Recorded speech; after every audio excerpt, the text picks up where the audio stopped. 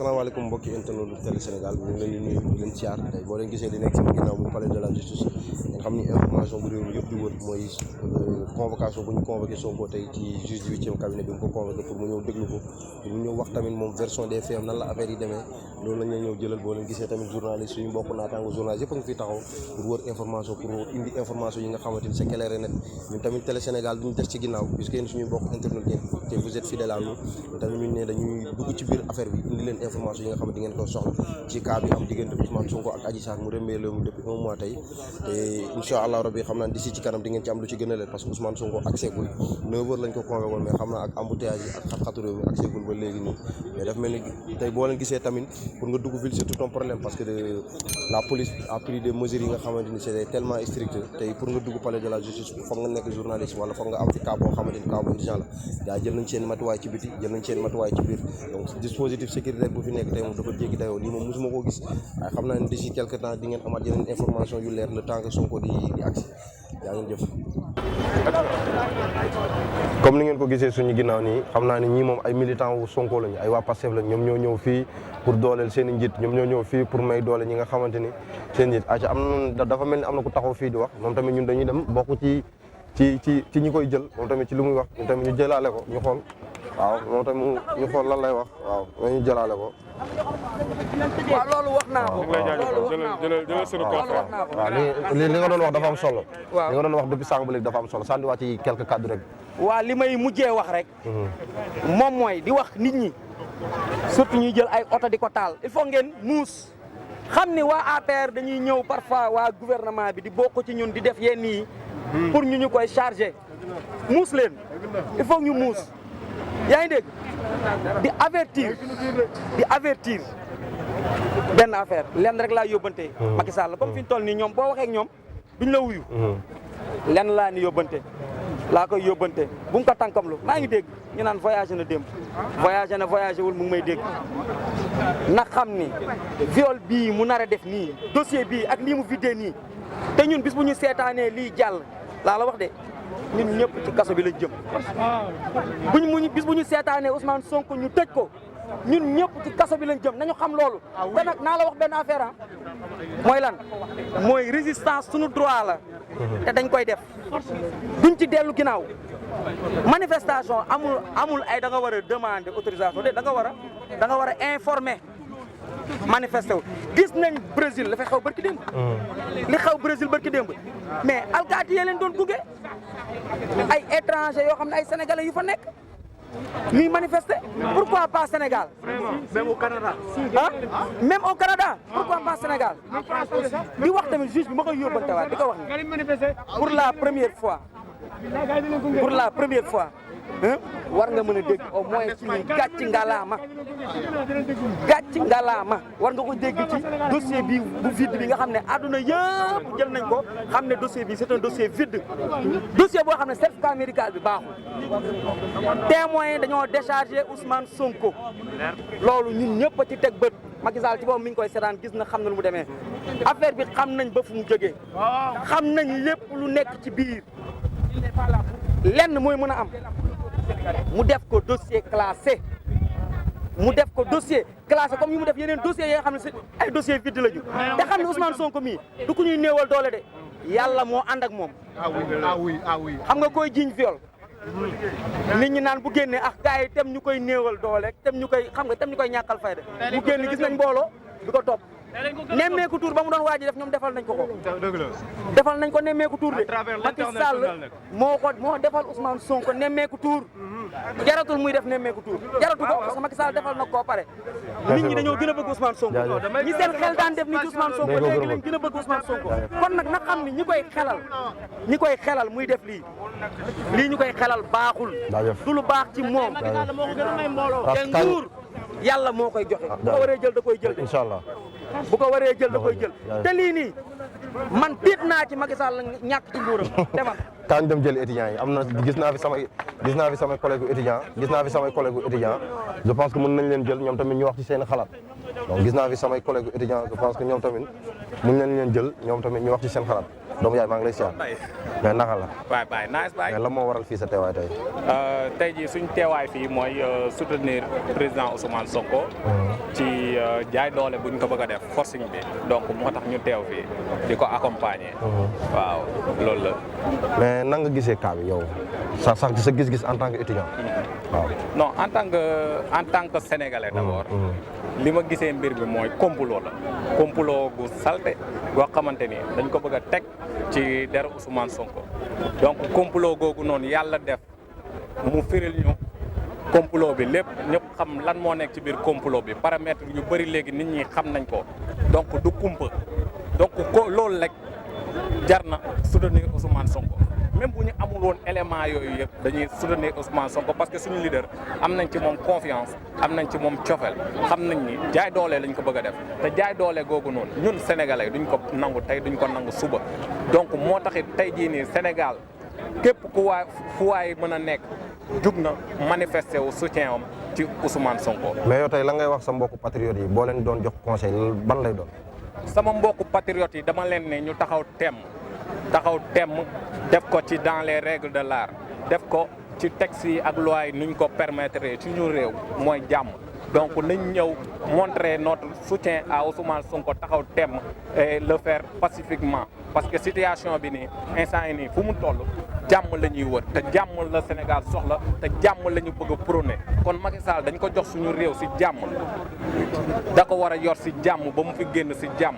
donc nag jàmm boobu noonu ñëpp Sénégal bi xam nañ ni jàmm boobu c'est menacé parce que pourquoi c'est menacé parce que ni loi yuñ teg ñëpp tënku ci ñëpp war ko respecter ñëpp war si soumettre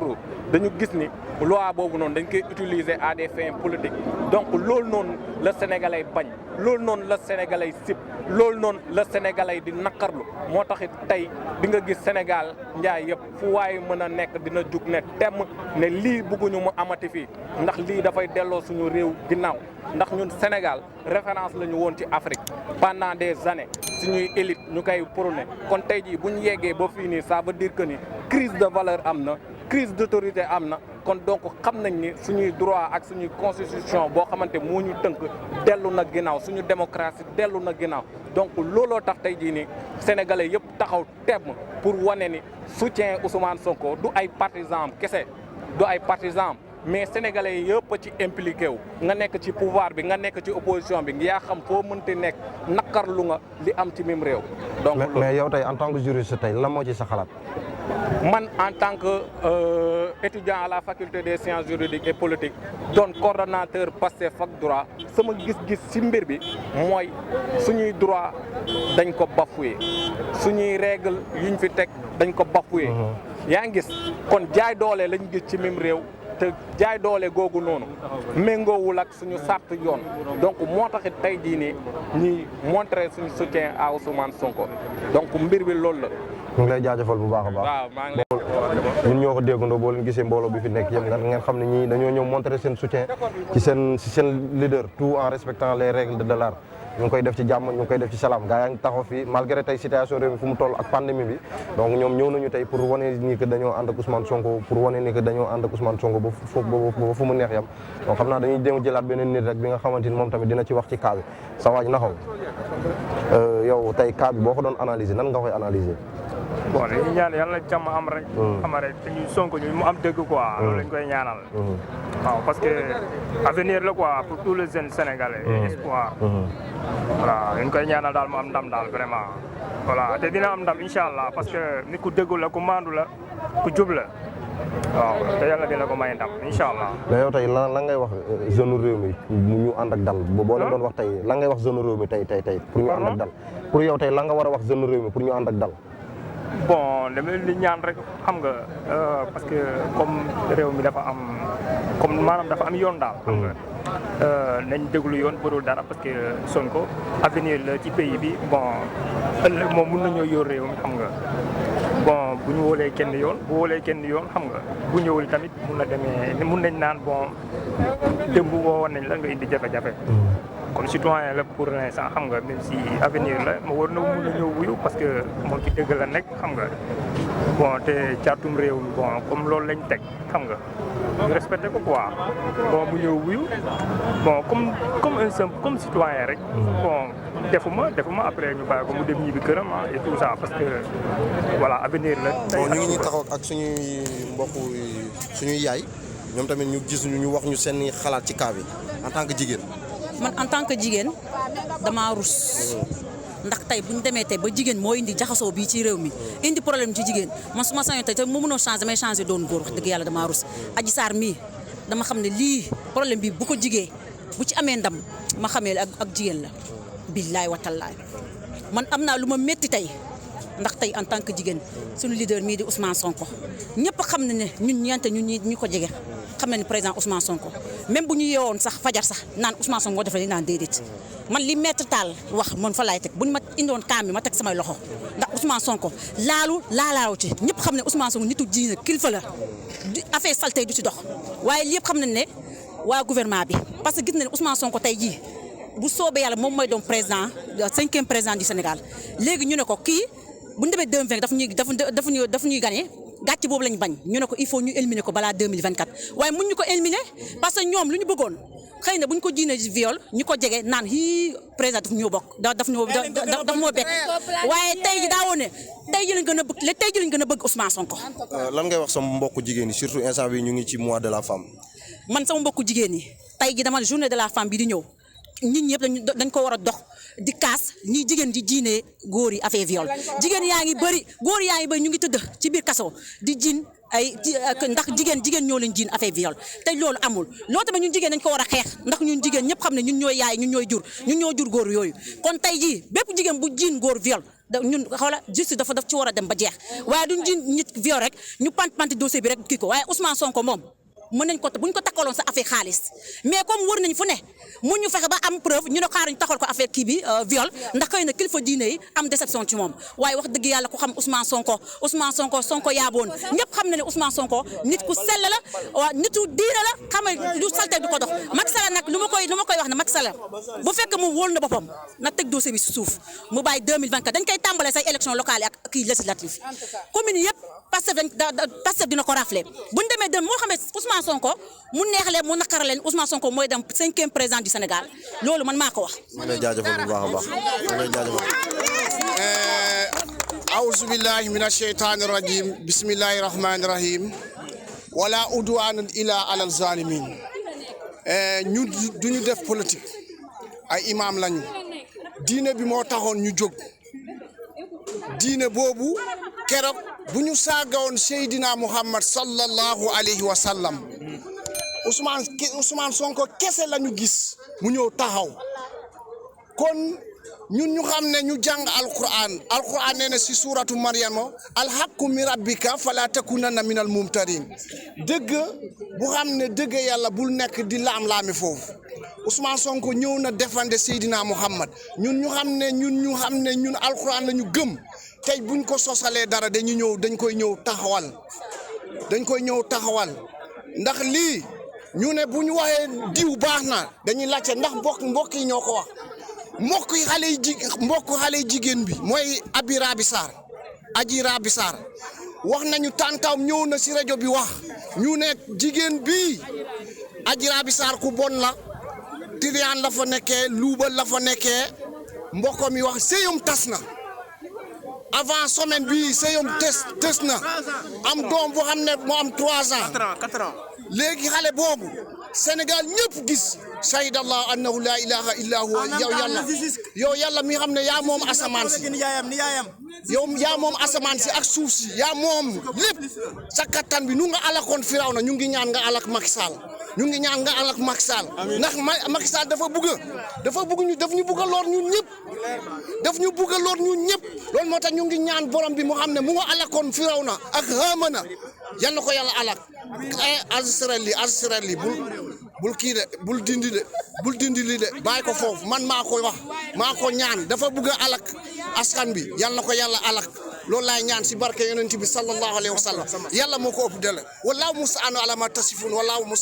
maa tasifun alxuraan la bëgg a gàcceel yal na ko yàlla gàcceel du kii de alxuraan la bëgg a gàcceel gëmul dara la gëmul Macky Sall gëmul dara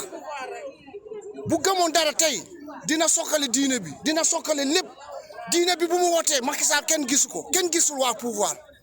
Ousmane Sonko kese la ñu gis loolu moo tax ñun waa alxuraan ñu ngi gëm si alxuraan bi Ousmane Sonko moo ñu mun a yóbbu loolu moo tax ñu teew fii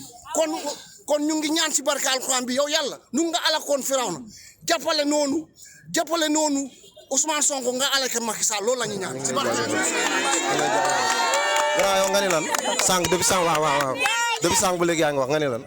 waaw asalaamaaleykum. bon ñun nag tey dañoo ñëw fii pour soutenir suñu leader boo gisee ñu fi taxaw fii nii yëpp benn mbindeef tey moo leen fi indi muy monsieur Ousmane Sonko parce que nit koo xamante ne nii la bon yaakaar naa ne kenn du am ay doute ci moom ay naataable ci moom nit ku dëgg ku jub koo xamante ne nii wax dëgg yàlla ku ko gis danga koy sopp naw ko kooku tey nga yëkkati benn tuuma goo xamante ne nii boo gisee waa ji nekk France xaw ma affaire DSK boobu noonu. nga bëgg a impliquer affaire boobu noonu fii Sénégal vraiment c'est pas normal quoi et puis nañ delloo ci xel yi xam ne Macky Sall ñun ñoo ko jàppale woon ñoo ko doon xeexal bundi place de l'indépendance est-ce que mi ngi bàyyi xel loolu mi ngi fàttali ko ñoo ko doon xeexal 23 juin di sanante xeer fii police yi di ko xeexal ngir démocratie boobu noonu moo koy bu pale kon tey jii li laay war a suuri na delloo ci xelam que ni Ousmane Sonko suñu patrimoine la patrimoine bépp jeune tey bépp jeune sénégalais tey war ngaa taxaw mu Ousmane Sonko jaral la nga simi nga sol say culotte sol say dàll ngir xeex parce que démocratie mën a ñëwaat ci même réew parce que réew mi dañ fee solo démocratie réew Mame Mbaye Niass rabiyallahu taala anhu dëkk Serigne Touba Mame Maodo Malick et les autres wax dëgg yàlla réew mi jàmm rek moo fi xëj quoi. yow tey lan ngay wax justice bi lan nga leen di wax. waaw justice moom bon damay yàgg di dégg rek ñu ne dafa demee côté mais li laay war a suur yi fii nag la ñuy xamee ne ndax dafa demee côté wala demeewul côté parce que ñun depuis bañuy xale ba léegi dañ koy dégg quoi mais nag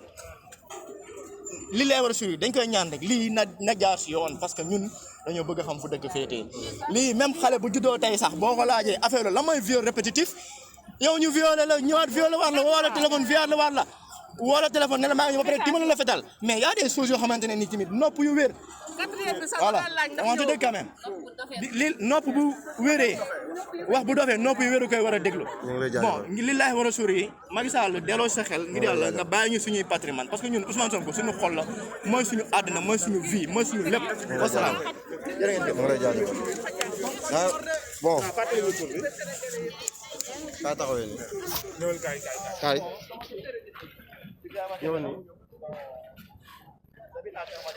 yow tey lan moo nekkoon sa gis-gis ci mbir mi tey lan moo ci sa gis-gis. waaw sama gis-gis mooy dañoo nekk si dëkk boo xam ni on parle plus de dictature rampante mais la dictature s'installe et c'est la réalité li déplorable mooy ñun en 2012 on était plus jeunes ñu xeex pour démocratie ñu xeex pour que népotisme bi nga xam ni amoon nañ njort ni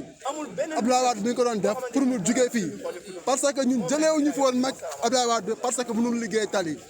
Abdoulaye Wade jëleewuñu ko fi woon parce que mënul liggéey concrètement pour jeunes yi liggéey mais dañ ko fi jëlee woon parce que dafa dem ba bëgg a jël réew mi def ko moomeelu boppam loolu moo taxoon ñu woon xeex te principe yooyu noonu jugewuñ si lañ nekk ba tey jii nii aujourd'hui le président Ousmane Sonko porte l'espoir de toute une jeunesse en plus dafa am lu am solo loo xam il faut ñu leeral ko fii ñi fi taxaw nii naam ay jeunes lañ si âge mais c'est des responsables de famille des responsables d'entreprise des responsables fi ñu dëkk donc fii nii nit ñu am fulla ñoo fi toog di xeex pour démocratie loolu laa bëggoon mu leer si bopp sénégalais yi ñun nag luñ si bañu ñu duñ ko bañ tey boo xoolee ñaata accès moo am au tribunal plus de 5 accès am na xoolal la foule bi nekk fii nii te j'ai appris aussi que pendant ce temps des gaz lacrymogènes sont jetés aux militants et sympathisants et sénégalais yi nga xam ne ñu ngi accompagner président Ousmane Sonko pour ñëw au tribunal c'est déplorable Macky Sall na xam ni fii na xam ni ñëpp benn quarante lañ am ñu ñëpp nous sommes des Sénégalais à égale dignité ëppalewu fi kenn dara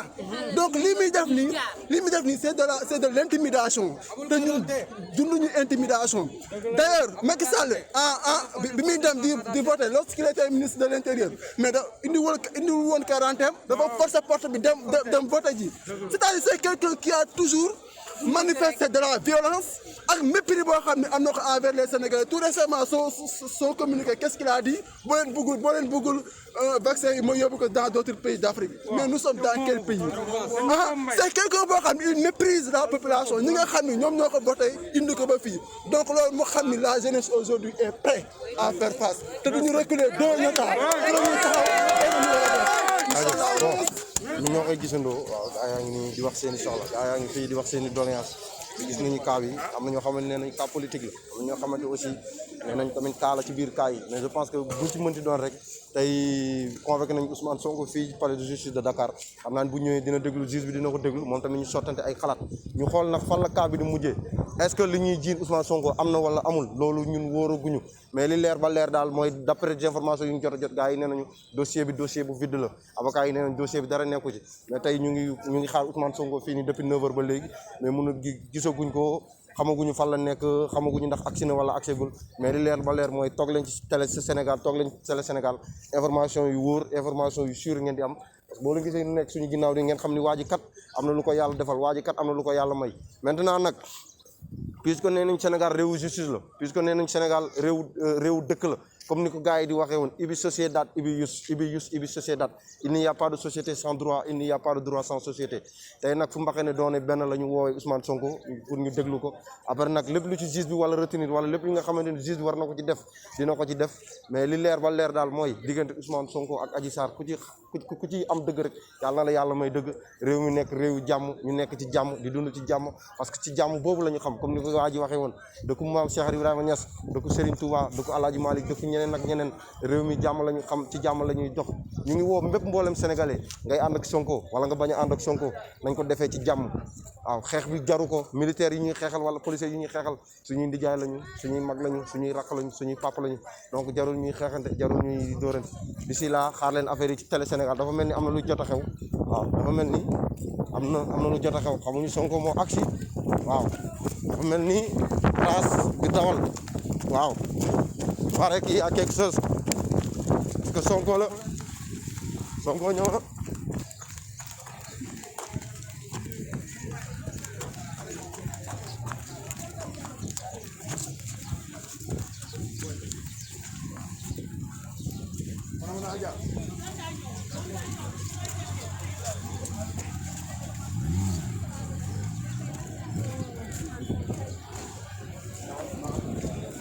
bon dafa mel ni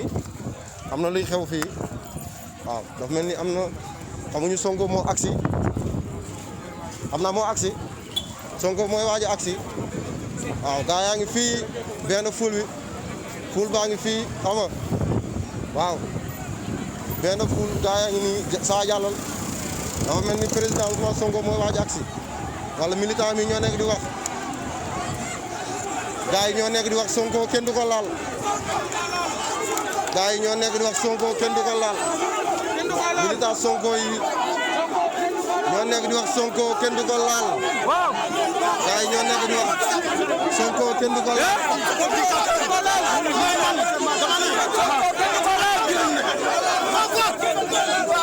kaabi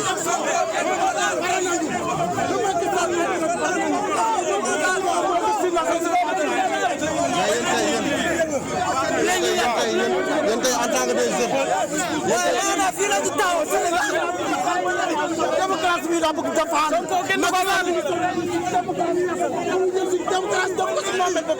mais on est dans quel pays Macky Sall lu mu nam rek tey bokkul Sénégal bi pare nañu loo ëpp loolu bu jëree bakkan dañu ko koy jox tey bu jëree prison koy def tëj bi.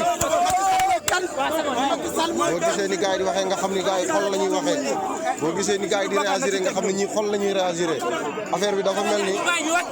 affaire bi dafa mel ni sama caméraman kaay ah mais affaire bi tey ni ñu ko gisee nii en tant que jeune tey lan ngay wax sa mbokk jeunes yi ñu ànd ak dal.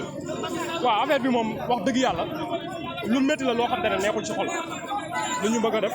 nar na métti mais ak ñi nga xamante ne dañ leen xañ seen droit pour ñu dugg ci tribunal bi lijjanti ay këyit parce que booy lan mooy ndey nga war a dugg pour ci tribunal bi ñaan la yan këyit maanaam yan këyit nga war a lijjanti ndax loolu ñoom seen droit la ñu ñuy laajte lan moo tax ñuy dugg ci tribunal bi ak lan lañ fay lijjanti mais loolu amuñu ci benn droit. kon yow dañ laa tere dugg ci biir tribunal mais dañ ma tere dugg ci tribunal bi te loolu moom duñ amuñu ci benn droit amuñu ci yoon. mais yéen lan moo sa soxla ci biir tribunal bi. man sama soxla ci biir tribunal bi loolu man sama avis personnel la. loolu man kenn amul droit di ma ko laajte. parce que sama droit la ma am soxla dem ci tribunal di ko lijjanti pour ak ñeneen ñëpp laay waxal waaw ñi nga xam te ne ñoo ñëw pour soutenir Sonko nañu ñëw pour soutenir mais bu ñu xañ ñeneen ñi seen droit pour dugg lijjanti seen kayit. mais est-ce que du fu cas bi toll moo tax ñuy interdire nit ñi accès bi. waaw mun na nekk cas bi fi mu toll moo tax ñu koy interdire man honnêtement man dama ñëw pour soutenir Ousmane Sonko ñu bañ ko arrêté mais ñeneen tamit mun nañ ñëw sans loolu noonu pour lijjanti ay kayit mais loolu waruñu leen ko xañ mais bu fekkee ne tamit justice maanaam dafa nekkoon ci yoon tegu ci yoon ñun xoolal amuñu benn problème pour bàyyi Ousmane Sonko ak avocat am ñu def. te yow lan ngay wax ndaw ñi nga xamante ne dañoo ànd ak Ousmane Sonko. waaw li may wax ndaw yi rek muy di ko tàmbale sama bopp di ko tàmbale ñëpp rek mooy nañu ànd ak dal marche pacifique la ñu waxoon pour ñëw soutenir suñu leader pour wan ne Macky Sall ne ko Ousmane Sonko du n'importe qui si dëkk bi. ba tax na ñu bëgg ko xañ ay droit am wala bëgg ko tëj ci lu nga xamante ne lu ñàkk fayda la ñun loolu duñ ko nangu ndax Ousmane Sonko espoir la boo xamante ne ñun jeunesse bi dañoo am ci moom yaakaar dafa yee li nga xamante ne mooy patriotisme bi ne ci ñun te loolu duñu seetaan Macky Sall di ko sàggane te Macky Sall nag du nitu kaddu te nitu koo xamante ne amul benn kaddu kooku kenn du ko wóolu kon nag ñun d'accord nañ ne Ousmane Sonko moom joxe na abal na ñoom day dem wuy ji waxtaan nag ay kilifa loolu respecté nañ ko waxtaan nañ ci ba pare mais nag duñu nangu bàyyi ko mu ñëw moom kese ndax dafa am ay ñu nga xamante ne ñoo koy yaakaar ñu nekk ci ginnaawam duñ ko bàyyi moom kese moom du ci wéet bu soobee yàlla te ndam lañ ciy génne incha allah